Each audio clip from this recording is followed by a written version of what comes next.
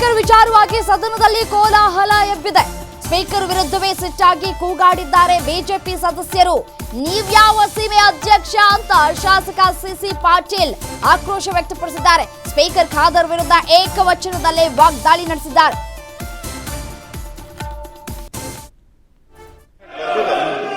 ಹರೀಶ್ ಪೂಂಜಾ ನಿಮ್ಮ ನಿಮ್ಮ ಸೀಟಿಗೆ ಬನ್ನಿ.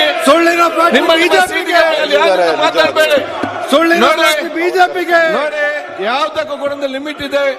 ನಾನು ಕೂಡ ನೋಡಿ ಒಂದು ಸಮಯಾವಕಾಶ ಲಿಮಿಟ್ ಅಲ್ಲಿ ಇರ್ತೇನೆ. ದಯವಿಟ್ಟು ನಿಮ್ಗೆ ನೋಡಿ ನಿಮ್ಗೆ ನಾನು ಎಲ್ಲ ಕೇಳಲಿಕ್ಕೆ ಆಗದಿದ್ರೆ ದಯವಿಟ್ಟು ಸದನ ಬಿಟ್ಟು ಹೋಗಿ.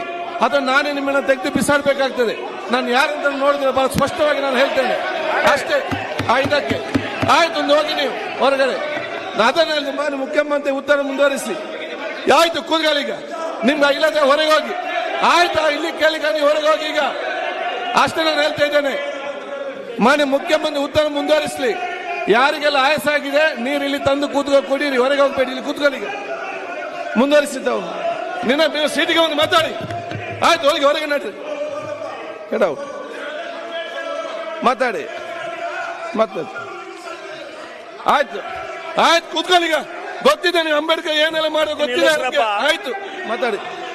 ಯಾರು ಮಾಡಿದಲ್ಲ ಗೊತ್ತಿದೆ ವಿಚಾರ ಮಾತಾಡಿ. ಬರೀ ಮಂಗಳೂರಿನರ್ಧ ಗಲಾಟೆಯಲ್ಲಿ.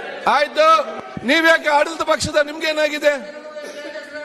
ಆಯ್ತು ಆಯ್ತು ಆಯ್ತು, ಖಂಡಿತವಾಗಿಯೂ ಬಿಸರ್ದಂತೆ ಎತ್ತಿ ಹೊರಗೆ ಬಿಸರ್ದಂತೆ ಹೇಳಿ ಅದಕ್ಕೆ ಆಯ್ತು. ಈಗ ಮಾನ್ಯ ಮುಖ್ಯಮಂತ್ರಿ ಮುಂದುವರಿಸಿ. ಯಾವ ಅಧ್ಯಕ್ಷರು ಏನ್ ಮಾತಾಡಿಲ್ಲ. ಆಯ್ತು, ಮಾನ್ಯ ಮುಖ್ಯಮಂತ್ರಿ ಉತ್ತರ ಮುಂದುವರಿಸಿ. ಇದೇ ಸೀಮೆ ಅಧ್ಯಕ್ಷ.